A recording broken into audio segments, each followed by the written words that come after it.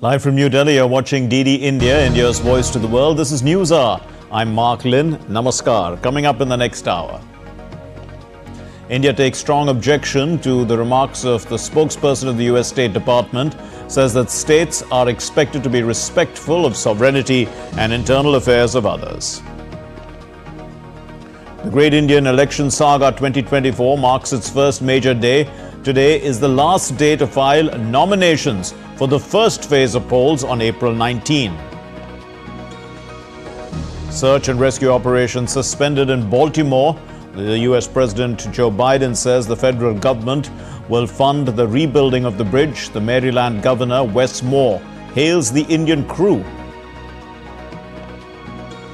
Israeli team leaves Doha after blaming Hamas for dead end in truce talks with unreasonable demands. The IDF confirms the elimination of Hamas's deputy commander Marwan Issa.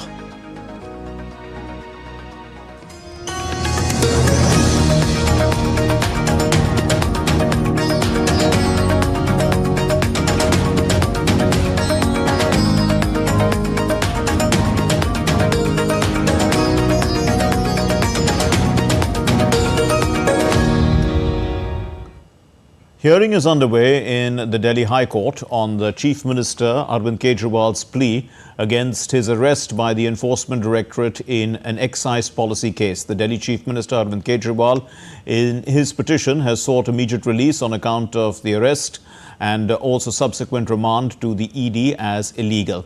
Kejriwal's bail plea is being heard by Justice Swarana Kanta Sharma, and the Additional Solicitor General S.V. Raju has sought 3 weeks to file a reply to Kejriwal's plea. The Aam Aadmi Party national convener was arrested on the 21st of March and subsequently remanded to ED custody till March 28 by a Delhi court. The Aam Aadmi Party legislators in yellow T-shirts protested against Kejriwal's arrest at the Delhi Assembly on Wednesday. Meanwhile, in a video message, Arvind Kejriwal's wife, Sunita Kejriwal, said that the Chief Minister will reveal the truth regarding the case in court on Thursday, where he will be produced before the court. ED ने पिछले 2 साल में 250 से ज्यादा red मार ली। वो इस so called शराब घोटाले का पैसा ढूंढ रहे हैं। अभी तक किसी भी रेड में 1 पैसा नहीं मिला, तो वो इस सो कॉल्ड शराब घोटाले का पैसा है कहां? अरविंद जी ने कहा है कि इसका खुलासा वे 28 मार्च को कोर्ट के सामने करेंगे। सारे देश को सच-सच बताएंगे कि इस सो कॉल्ड शराब घोटाले का पैसा है कहां। In response to the Delhi Chief Minister Arvind Kejriwal's wife Sunita Kejriwal's address on Wednesday, the Indian Union Minister Anurag Singh Thakur slammed the Chief Minister. उस व्यक्ति को जो कहता था मैं कभी राजनीति में नहीं आऊंगा, आज मुख्यमंत्री की कुर्सी छोड़ने के लिए तैयार नहीं। उस व्यक्ति के लिए जो कहता था मैं बड़ी गाड़ी, बड़ा बंगला और सिक्योरिटी नहीं लूंगा, उसने सबसे बड़ा बंगला और करोड़ों रुपए की दलाली उसमें खाई, 2 राज्यों की सिक्योरिटी पाई और गाड़ी आलीशान एक नहीं कई ली। ये वो अरविंद केजरीवाल है जो कट्टर बेईमान है। India has strongly objected to the remarks of the US State Department spokesperson about certain legal proceedings in India. In a statement, the Indian Ministry of External Affairs said that in diplomacy, states are expected to be respectful of the sovereignty and internal affairs of others. This responsibility is even more so in case of fellow democracies. It could otherwise end up setting unhealthy precedents. India's legal processes are based on an independent judiciary which is committed to objective and timely outcomes. Casting aspersions on that is unwarranted.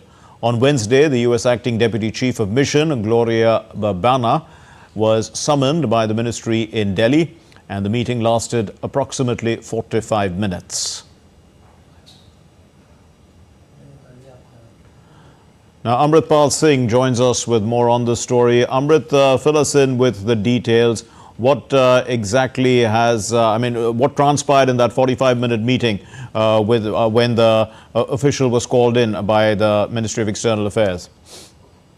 Well, Gloria Babena, Mark, this morning was called in. She's the U.S. Acting Deputy Chief of Mission. She was called in where India lodged a strong protest against the US State Department's remarks casting aspersions on the legal proceedings in India. The US State Department had issued a statement saying that a fair trial in a transparent manner should happen in the Arvind Kejriwal case. Now, India sees that as interference in the internal affairs of India, and that was conveyed to Gloria Babena this morning in that meeting, where she was told very clearly that for India this is unacceptable. India has a healthy democracy, and the US being a democracy, India expects them to uphold the democratic values and not interfere in other countries' internal affairs. And India sees it as an affront on its sovereignty. And she was reminded that India has an independent judiciary which carries out its judicial legal procedures in a manner laid down by the law.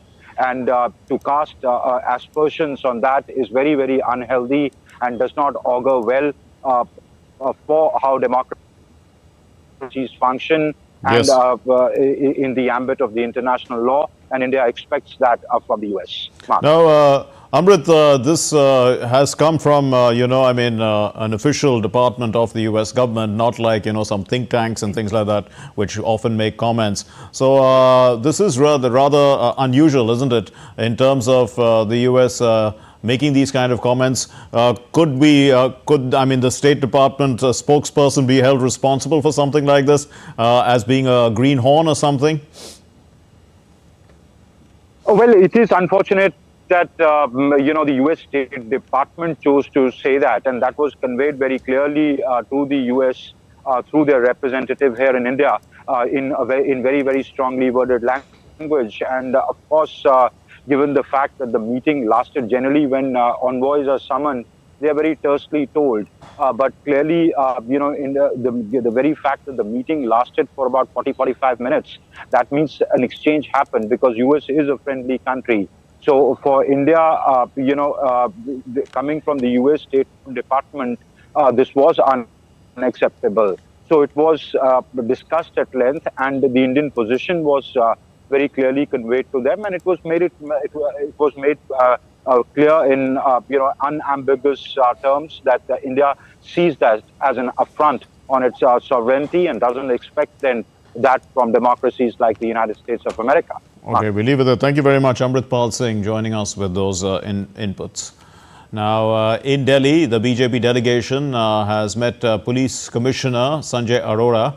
This happened on Wednesday, and they are demanding a probe into the letters being sent by Arvind Kejriwal to his ministers from ED custody. The Delhi BJP President Virendra Sachdeva told reporters that the party's delegation at the Delhi Police Headquarters demanded a probe into whether the letters being written by Arvind Kejriwal were genuine, and also into the role of his ministers Atishi and Saurabh Bhardwaj, who have claimed to have received them. शराब घोटाले के अभियुक्त We want a probe to ascertain whether the letters being written by Kejriwal were genuine, and also into the role of his ministers who have claimed to have received them. There is a procedure by which such letters, after proper attestation, can come from a person who is in ED custody. As far as my information is concerned, these letters are fake. The Directorate of Enforcement is also conducting raids at 15 locations in Delhi and Punjab, including the residence of the Aam Aadmi Party leaders. Raids were conducted at Deepak Singhala's residence in Delhi and Excise Commissioner Varun Rujam. This happened in Chandigarh, in fact. And the raids are also linked to guava orchards, compensation scam, linked money laundering case.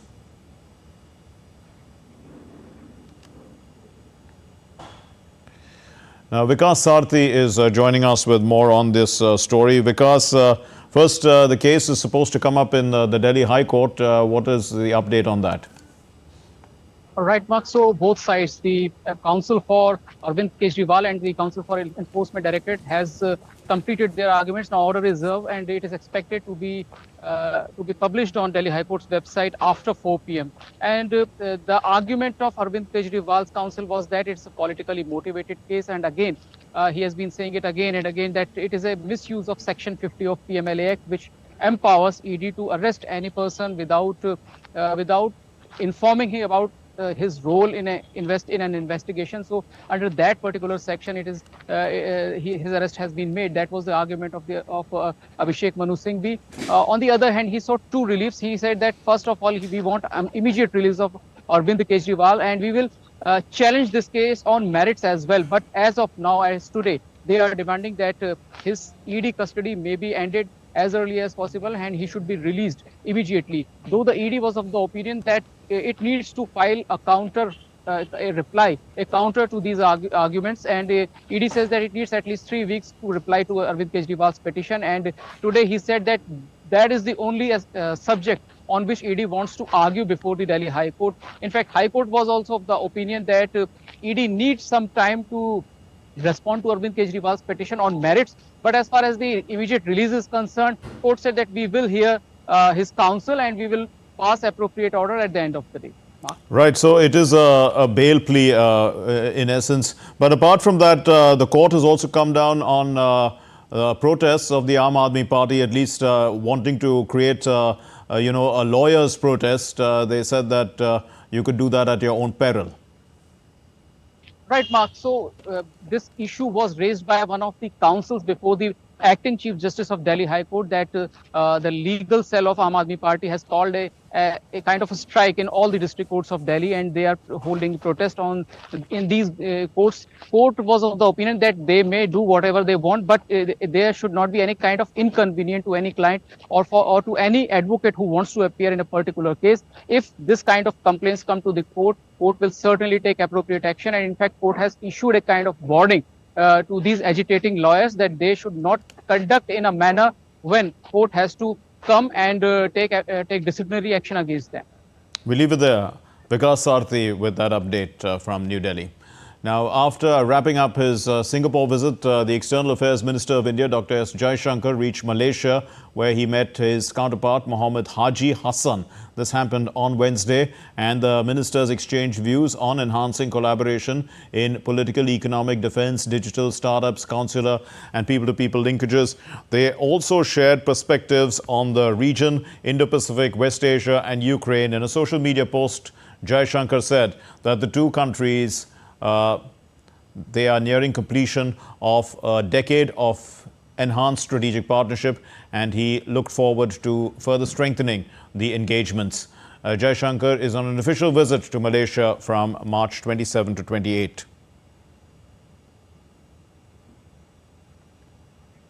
Some other stories making the news now. India's Border Security Force troops on Tuesday recovered a hexacopter drone in a partially damaged state from near the Panjgrain village, which is in Amritsar district. And this recovery was made possible due to the swift action of the BSF troops, prompted by the timely information provided by a vigilant farmer.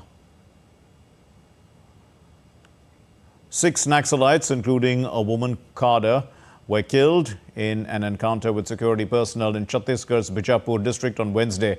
The gunfight took place when a joint team of the security personnel was out on an anti-Naxal operation. Bijapur district is in Bastar Lok Sabha constituency, which will go to the polls in the first phase of the general elections on April 19.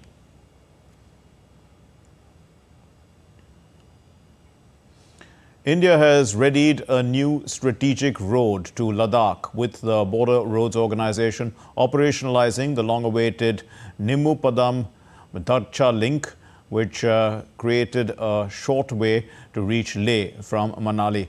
The road is now the third axis apart from the Manali-Leh and Srinagar-Leh, which connects Ladakh to the hinterland.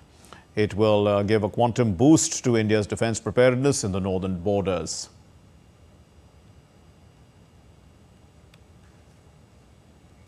Now, still to come here on DD India News Hour. Many political parties, including the BJP, Congress, Shiv Sena and TMC, released their lists of candidates for the upcoming polls. The Election Commission of India deploys resources to educate every Indian voter as Lok Sabha polls approach. China's embassy in Pakistan demands investigations into a suicide attack that kills its engineers working on a dam project.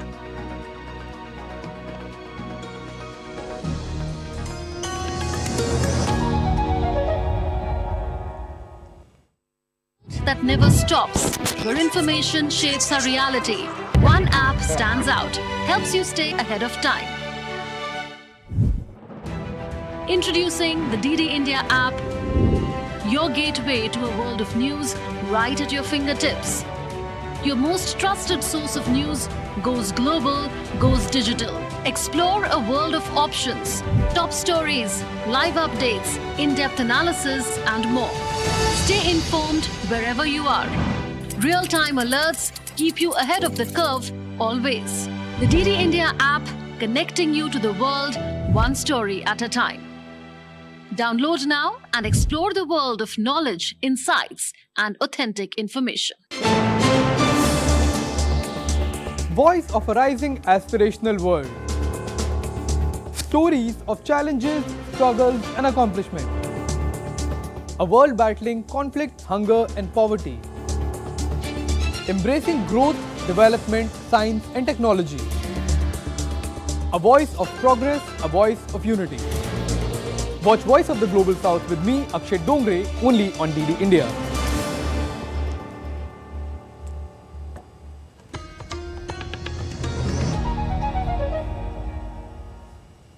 You're watching DD India News Hour. I'm Mark Lynn. Now let's get you the latest on what's happening in the run-up to the largest election in the world, the biggest democratic exercise taking place right here in India.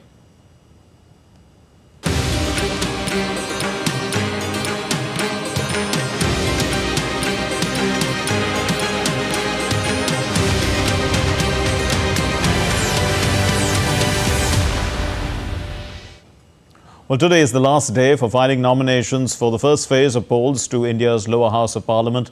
The elections will be held for 102 seats in 17 states and 4 union territories in the first phase. Now, senior BJP leader and the Indian Union Minister Nitin Gadkari is seeking his third term to India's lower house of parliament. Gadkari will contest the polls from Nagpur constituency in the Indian state of Maharashtra. In the first phase, in Nagpur, Gadchiroli, Chimur, Bandhara, Gondia, Chandrapur and Ramtek will go to the polls in Maharashtra. Coimbatore constituency in South Indian state of Tamil Nadu is also set to witness a triangular contest. Tamil Nadu BJP chief K. Annamalai has filed his nominations for Coimbatore on Wednesday in the presence of the MLA Vanati Srinivasan. Coimbatore, which is one of 39 constituencies in Tamil Nadu, houses 6 assembly seats.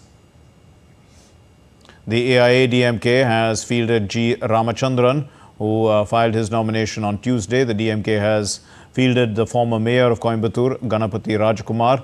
The polling in Tamil Nadu's 39 parliamentary constituencies will be held in the first phase on the single day of April 19. And 40 candidates have filed their nominations for the first phase of Lok Sabha elections in the Indian state of Rajasthan so far. The India Alliance, the India group, which is the opposition, the candidate Amararam has filed from the CPIM, filed a nomination from Sikar in the presence of the veteran CPIM leader Brinda Karat. Polling in the state will be conducted in 2 phases. Sikar will go to the polls in the first phase on April 19. The BJP has released the list of 40 star campaigners for the Madhya Pradesh elections in the run-up to the Lok Sabha polls. That is, Prime Minister Narendra Modi, Union Ministers Amit Shah and Rajnath Singh, Party Chief JP Nadda, Uttar Pradesh Chief Minister Yogi Adityanath were among the leaders who will be campaigning for the party. Now, the Congress party has unveiled its 7th list of candidates for the upcoming elections for the Lok Sabha in India. In this list, the party has named 4 candidates from Chhattisgarh, including Devinder Singh Yadav, Biresh Thakur, Shashi Singh and Dr. Menka Devi Singh. The advocate R. Sudha will be contesting from Mayiladuthurai, which is in Tamil Nadu. The Shiv Sena, led by Uddhav Thackeray, has released its first list of 17 candidates for the upcoming elections to India's parliament. The party has fielded the former union ministers Anant Geete, this is from Raigad, Arvind Sawant from South Mumbai and Amol Kirtikar from the Mumbai Northwest constituency. The Congress party has expressed displeasure over this candidature. Maharashtra, with 48 Lok Sabha seats, will vote in 5 phases beginning the 19th of April. A 5-member delegation from the Trinamool Congress party met with election body, India's election body, and they raised the issue of deactivation of Aadhaar cards in the eastern state of West Bengal. The delegation urged the commission not to prohibit these people from casting their votes. The election body said that the voters may cast their ballots by presenting their voter ID cards or any other approved identity document.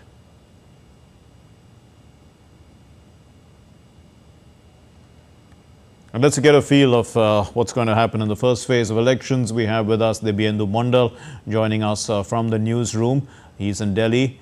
And Anbarasan is joining us from Chennai. And Shishir Shella is joining us from Mumbai. Thanks all of you. We'll start with you, Dibyendu. So, put into context this first phase. It's across the entire country to a large extent. But, tell us a little bit about what happens on the last day of filing of nominations. Well, Mark, that's absolutely right. This is one of the largest phase of election in the 7-phase election that India will witness starting on the 19th of April.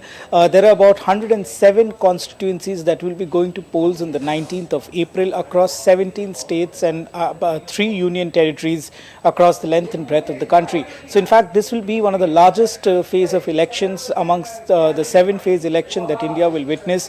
In fact, today is the last day of nomination for all these 107 seats, and we have seen all political parties queuing up at the district collector's office to file their nomination, which is the procedure here in India. The district officer is, the district DEO, which is the district electoral office officer, who takes in the nomination of the candidates here in India. So we have seen Union Minister Nitin Gadkari, along with the alliance partners who went to support him during the nomination at the DEO in Nagpur, filing his nomination. We have also witnessed the former CM of Tripura, Biplab Kumar Dev, filing his nomination from Tripura. There are other candidates who have also been filing their nomination, because today is the last day for the filing of this nomination papers for the first phase of elections. Of course, all the leaders are busy filing their nomination throughout the day, and the nomination closes at about 5:30 p.m. IST here in India. So after which, the scrutiny of the nomination will take place, and of course, simultaneously campaigns for the first phase will also continue across the country over the next over the next 2 weeks in the run-up to the election. Yes, back to you. Let's go across to Chennai and speak to Anbarasan. All 39 seats in Chennai, Anbarasan, going in one phase. All the action actually shifts to Tamil Nadu. What's it like? I mean, any new faces, something different about this election?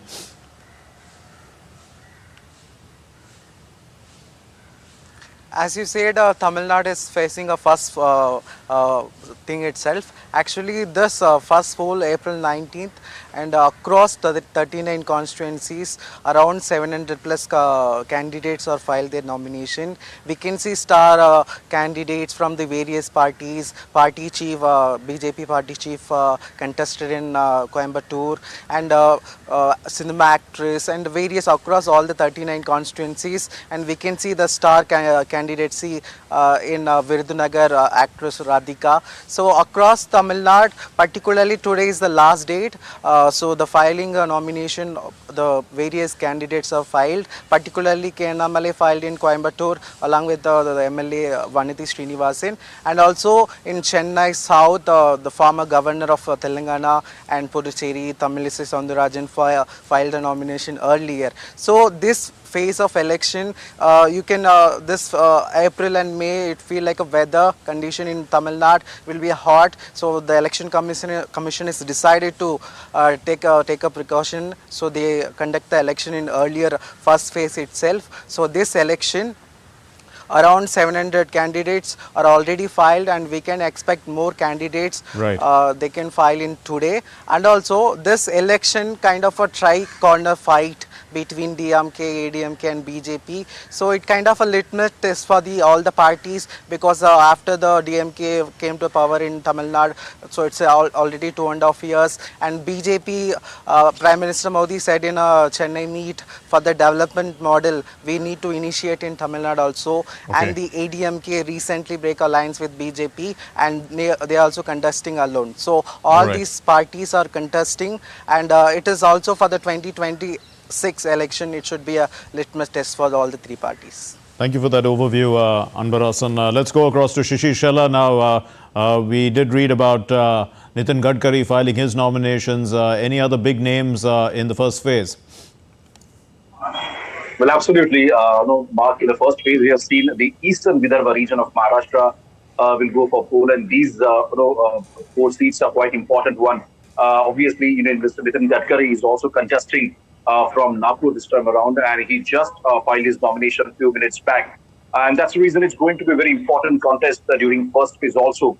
But what is most important fact here in Maharashtra, Mark, let me tell you that today is the last day for filing nomination of the first phase election here. But in spite of that, some political parties have not announced their candidates so far, because some parties are maybe feared that probably they may see a faction in their own party, and that's the reason the announcement of candidature has delayed. For example, the Vanchit Bahujan Aghadi in Maharashtra will announce its candidates probably in next couple of minutes, or probably an hour before 5 o'clock here. And what we have seen today also, the Shiv Sena Uddhav Balasaheb Thackeray party have also announced their candidature today. Candidates of almost 16 to 17 candidature list they have announced. And after that, we have seen that the political parties, especially the allied partners, are not happy. And probably that is the one reason that we have seen here that these parties at this point in time is quite skeptical about announcing their candidates here. Although the first phase election and candidates have been announced here, but there are many more lists yet to become here from all the political parties, and that's the reason this contest is looking quite interesting at this point in time, that how this political party hold their own candidates at the same time. They should talk to their own party leaders, that if anyone is upset, then probably these parties are trying to convince them. So that's another major target probably that this party is looking forward, apart from announcing their candidate list.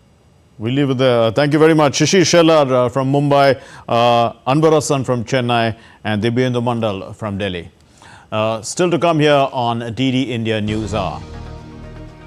Belgium urges EU to find all possible solutions to the farmers' demands as they are blocking EU district. This is as the agricultural ministers are meeting in Brussels.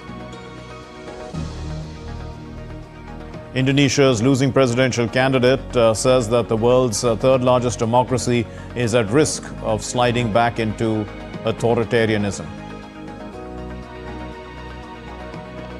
Shop owners' unique creativity in Thailand creates a fashion trend.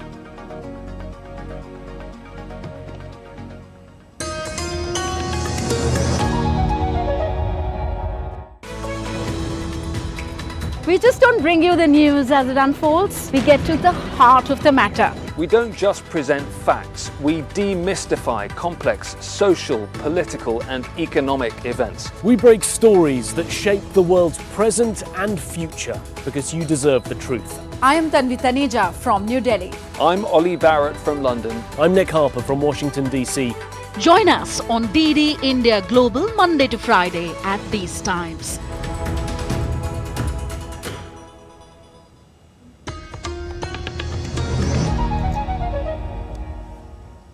You're watching DD India News Hour. I'm Mark Lynn. Here's a recap of our main stories.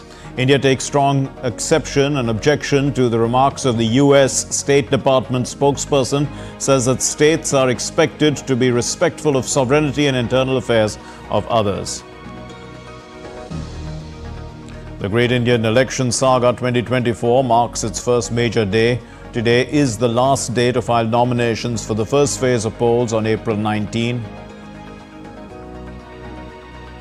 Search and rescue operations are suspended in Baltimore. Biden says the U.S. federal government is going to fund the rebuilding of the bridge. The Maryland Governor Wes Moore hails the Indian crew. Israeli team leaves Doha after blaming Hamas for dead end in the truce talks with unreasonable demands. The IDF also confirms the elimination of Hamas deputy commander Marwan Issa. The U.S. Coast Guard has ended its search mission for 6 people thought to be lost when a container ship hit a major bridge outside the city of Baltimore. They had been working to repair parts of the road on the bridge when it was struck by a ship and came crashing down on Tuesday in dramatic scenes. The early morning accident on the busy Jones Falls Expressway, a vital artery connecting downtown Baltimore to the northern suburbs, created a scene of panic and confusion as the bridge crumbled, sending vehicles plummeting into a ravine below. However, a major accident was averted as the crew members reported a loss of propulsion shortly before impact and dropped anchor to slow the vessel, giving transportation authorities time to halt traffic on the bridge before the crash. That move likely prevented a higher death toll. Personnel on board the ship were able to alert the Maryland Department of Transportation that they had lost control of their vessel, as you all know and reported. As a result, local authorities were able to close the bridge to traffic before the bridge was struck, which undoubtedly saved lives. Highlighting the scale of damage that the incident has caused, Maryland Governor Wes Moore declared a state of emergency. Authorities are transitioning from a search and rescue operation to a recovery effort as 2 people were rescued and the remaining 6 are presumed dead. There's going to be a long road. There's going to be a long road, not just as we go from search and rescue. There'll be a long road as we talk about what does the future of this region, the future of the area look like. And we're going to need each and every one of you. While U.S. Secretary of Transportation Pete Buttigieg said that rebuilding after the collapse of the Francis Scott Key Bridge in Baltimore, Maryland will not be easy. As President Biden has made clear, the federal government will provide all of the support that they need for as long as it takes. This is no ordinary bridge. This is one of the cathedrals of American infrastructure. It has been part of the skyline of this region for longer than many of us have been alive. So the path to normalcy will not be easy. It will not be quick. It will not be inexpensive. But we will rebuild together. Search divers were expected to return near dawn on Wednesday to the waters surrounding the twisted ruins of a bridge. Local officials have vowed to leave no stone unturned in determining the root cause of the collapse. Meanwhile, Singapore's Marine and Ports Authority said that the vessel had valid classification society and statutory certificates on its structural integrity and equipment functionality at the time of the incident. These big container ships can no longer go through this area near the bridge, and there is likely to be an impact on the supply chain system coming out of the east coast of the US as well. Caroline Malone in Baltimore for DD India. Well, India has extended its condolences to all the affected in the Baltimore Bridge collapse incident, putting it on social media platform X. Our heartfelt condolences to all affected by the unfortunate incidents at the Francis Scott Key Bridge in Baltimore. For any Indian citizens that may be affected, require assistance, the Embassy of India has created a dedicated hotline. Please reach out to us on +1 202 717 1996. That's the Indian Embassy in the US putting out that post. Moving on then, truce talks between Israel and Hamas. These talks have fallen through. What's happened is that Israel recalled its mediators after Hamas put forth demands that Israel said were too delusional. The Jewish nation has also raised the question of who replaces Hamas. Let's look at this report. Israel has recalled its negotiators from Qatar after calling mediated talks on a Gaza truce as a dead end. Israel said the demands put forth by the Hamas were too delusional to be accepted.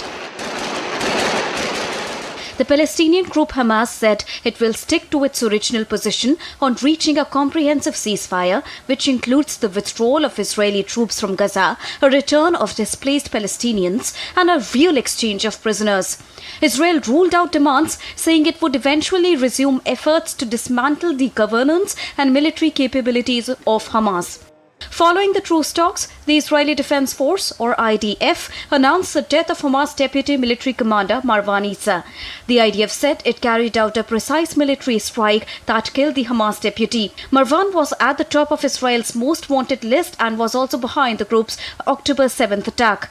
The IDF said it will continue to hunt down and reach more Hamas leaders. And again, thanks for coming, and we look forward. Meanwhile, in a meeting with US officials, Israel Defense Minister Yoav Gallant stressed the importance of US-Israeli ties and of maintaining Israel's qualitative military edge in the region.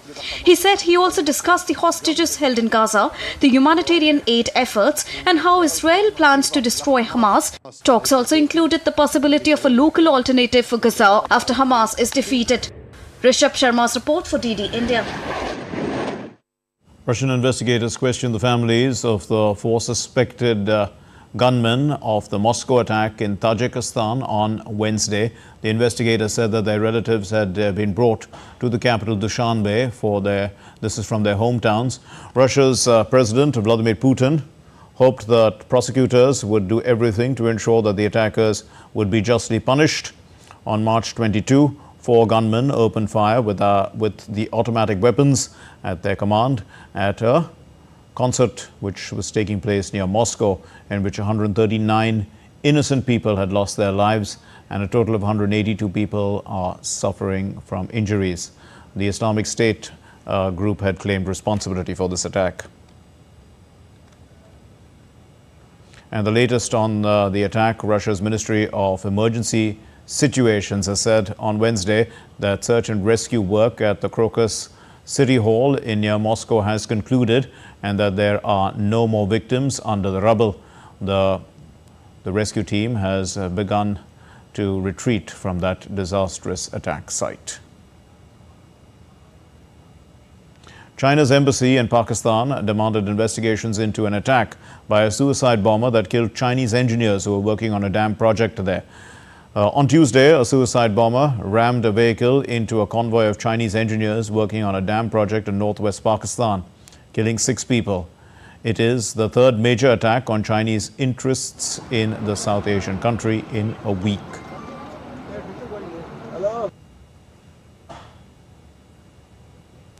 And Indonesia is the losing presidential candidate there. Anies Baswedan has laid out his challenge to He's done so in court to last month's election. On Wednesday, he alleged interference by the state and urged a rerun and the disqualification of the winner, Prabowo Subianto. Anies added that the election showed that the world's third largest democracy was at a risk of sliding back into its authoritarian past. The administration of the outgoing President Joko Widodo rejected these allegations that it had interfered in the election. Prabowo, who won the highest share of votes, has promised to continue his agenda of infrastructure modernization, jobs creation and development of downstream industries for the country's vast mineral resources.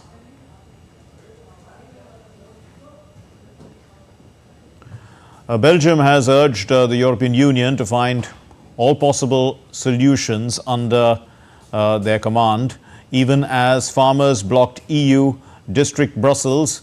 This is where agriculture ministers are meeting. They even said that though some progress has been made in the addressing of the demands of these angry European farmers, much more needs to be done. The EU members are debating how to grant Ukraine a further year-long extension of tariff-free access to markets while also placating farmers. Ishan Garg has more. The pressure on EU officials is rising as farmers' protests continue across Europe.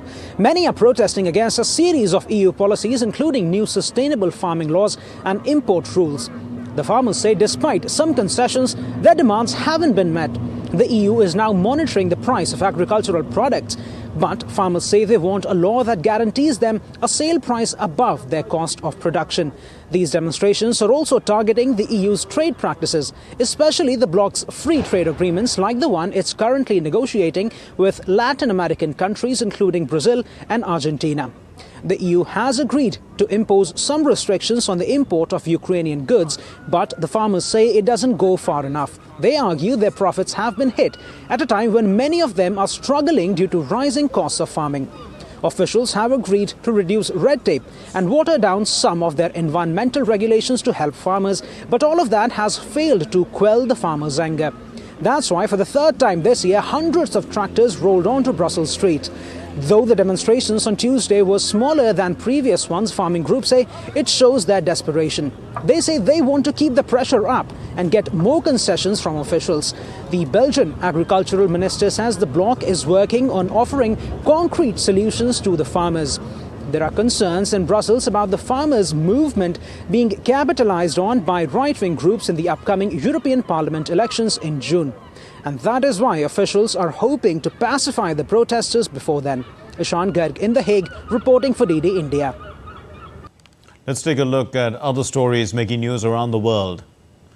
Wildfires erupted in Peru on Monday, endangering the lives and the wetland located in western Peru.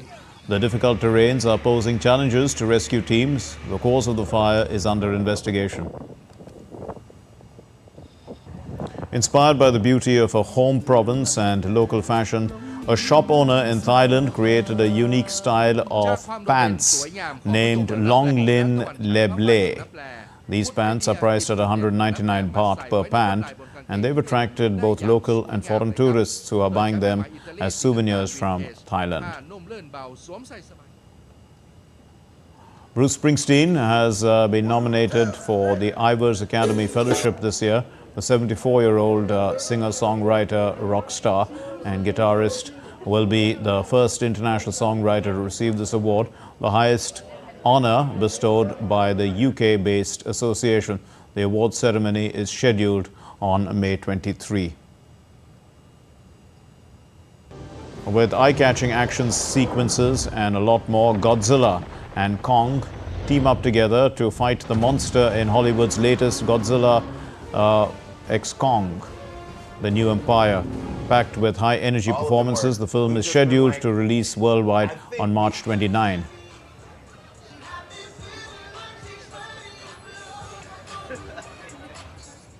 And still to come here on DD India News Hour. CSK teach GT a lesson or two in a one-sided clash in Chennai. Ukraine, Poland and Georgia qualify for Euro 2024 Championship. And World Theatre Day 2024 is being observed today to highlight theatre as a form of cultural expression.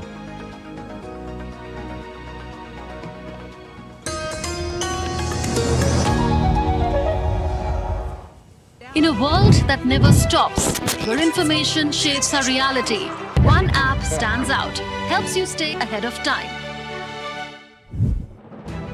Introducing the DD India app, your gateway to a world of news right at your fingertips.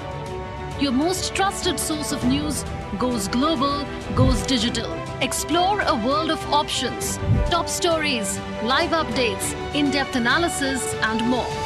Stay informed wherever you are. Real-time alerts keep you ahead of the curve always. The DD India app, connecting you to the world one story at a time. Download now and explore the world of knowledge, insights and authentic information. Voice of a rising aspirational world. Stories of challenges, struggles and accomplishment. A world battling conflict, hunger and poverty. Embracing growth, development, science and technology. A voice of progress, a voice of unity. Watch Voice of the Global South with me, Akshay Dongre, only on DD India.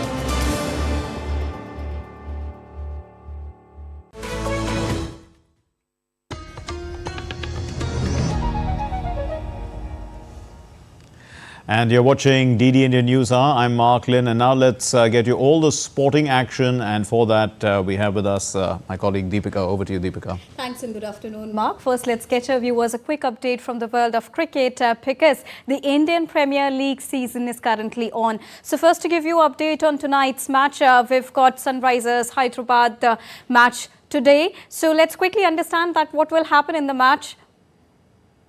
Sunrisers Hyderabad will take on five-time champions Mumbai Indians today at the Rajiv Gandhi International Stadium in Hyderabad. Sunrisers narrowly lost to Kolkata Knight Riders in their opening fixture as they fell short by 4 runs in a chase of 209. But Sunrisers Hyderabad, with a new captain in Pat Cummins, have shown signs that they can go the distance with some quality players. On the other hand, Hardik Pandya lost the opening game as Mumbai Indians skipper against Gujarat Titans. Despite the loss, Mumbai will be content that Jasprit Bumrah is fit and back and Rohit Sharma is in excellent form right now. On to tennis now. In a delightful news for Indian tennis fans, Indian tennis stalwart Rohan Bopanna and his Australian teammate Matthew Ebden advanced to their third men's doubles semi-final this year at the Miami Open, defeating Dutchman Sam Verbeek and Australian John Patrick Smith. The Bopanna-Ebden pair struggled in first and second serve percentage but came up with breaks in the second set to take the match into the tie-breaker before winning it and drawing level. The victory for the 44-year-old Bopanna, who's currently ranked world number 2, will help him stay in the top 10 in the ATP doubles ranking and will also ensure direct qualification for the Paris Olympics in July-August. The cutoff date for rankings is to be considered for direct Paris qualification on the 10th of June. Staying on tennis and women's singles at the Miami Open, 2023 finalist and number 4 seed Alina Rybakina booked semi-final spot with a 7-5, 6-7 and 6-4 victory over number 8 seed Maria Sakkari in the quarterfinal round. The 2-hour, 48-minute clash marked the third 3-set victory in 4 matches played so far in the tournament for the number 4 seed, who was the highest ranked player remaining in the tournament after world number 1 Iga Swiatek. It was also Rybakina's third victory in 4 career matches against Sakkari. And now, in the hopes of advancing to the final at the Hard Rock Stadium for the second year in a row, Rybakina will next face 3-time tournament champion and former world number 1 Victoria Azarenka. On to football now. Indian Sports Minister Anurag Singh Thakur hailed footballer Sunil Chhetri for his remarkable contribution and service to Indian football as he completed his 150th match. Taking to X, he wrote, and I quote him here, "Many congratulations to Sunil Chhetri as our most capped player makes his 150th appearances for India today, a remarkable feat for any player. As he registers yet another feather in his cap, I take this moment to applaud him for his outstanding career, spanning more than 2 decades, being the 3rd highest international goal scorer among active players and bringing us moments of glory and excitement. You've been a true ambassador of the game and an inspiration to many. May you continue to scale new heights," in quote. On to badminton now. 2-time Olympic medalist PV Sindhu and ace men's shuttler Kidambi Shrikant will start their campaign at the Madrid, Spain Masters tournament. Now, last year's finalists PV Sindhu will square off against Wen Yu Zhang of Canada in round of 32 contest, while Kidambi Shrikant will take on a qualifier. PV Sindhu will hope to go to distance after having suffered a heartbreaking loss in the previous edition of the tournament. On the other hand, Kidambi Shrikant, whose run in the recently concluded Swiss Open Super 300 tournament came to an end after a semi-final defeat, will hope to make an impact after bowing out of the race for Paris Olympics.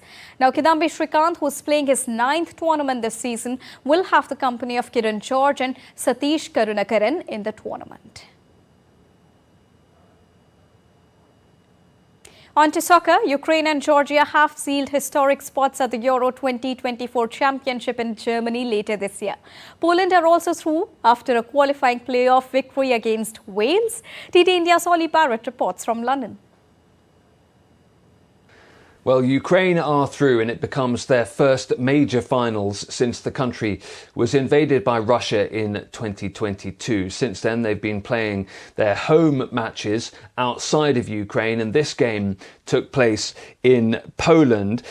Chelsea's Mikhailo Mudryk with the emotional winner, the captain, Zinchenko, talked about it being one of their most emotional games ever. In terms of where they go at Euro 2024, they will be in Group E with Belgium, Slovakia and Romania. Wales will not be at the European Championships for the first time since 2012. Dan James missing their final penalty after all 9 previous penalty takers had scored theirs. The manager Robert Page talked about it being a cruel exit, but Poland head into a very difficult group at Euro 2024. They will be alongside the Netherlands, Austria and France.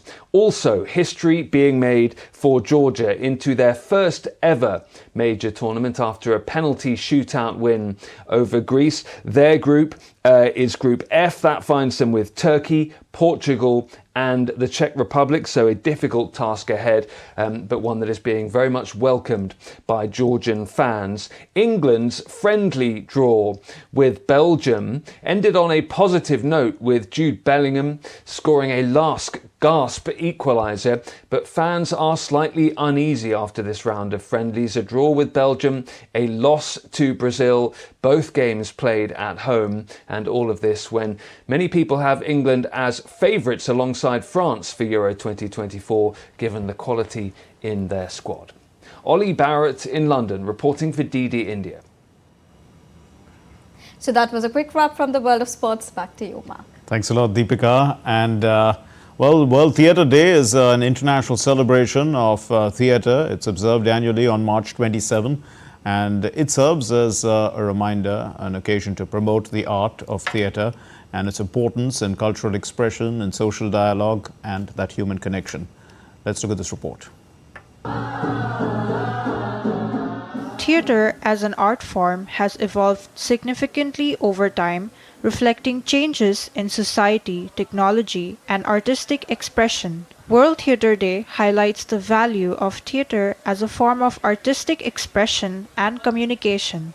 It encourages individuals and organizations to support and promote theatre in their communities, as theatre encompasses a wide range of styles, genres, and cultural traditions. Theatre director Dave Fosdar and his wife toured small villages across the nation to spread the importance of theatre. World Theatre Day also serves as an opportunity for educational institutions and theatre companies to engage in outreach activities aimed at introducing people, especially youth, to the world of theatre. People should know about the theatre. They should know about the culture. They should know about the traditional things, which we are not given in the school also. So if we know the traditional things, if I know the background, then only our culture will be promoted. Then only our theatre, our personality will be evolved. Theatre has undergone significant changes over time, but its core purpose of storytelling and human expression remains constant. With the advent of technology and its ever-changing face, theatre has faced struggle for survival amidst challenges from cinema, TV, cable, and internet. That it has still managed to hold on to its special space and retain audiences speaks volumes of its reach and connect with the common man. World Theatre Day serves as a reminder of the enduring impact of theatre on society and encourages individuals to celebrate, support and engage in this rich and vibrant art form. Shama Mishra, DD India, Mumbai. Well, that's all we have in this edition of DD India News Hour. Let's know your thoughts on the news of the day. Connect with us on Facebook, X, formerly Twitter, and Instagram. We'll be back with more news as it breaks here on DD India. I'm Mark Lynn, and with me is Deepika Mehto. And for watching DD India News Hour. Namaskar.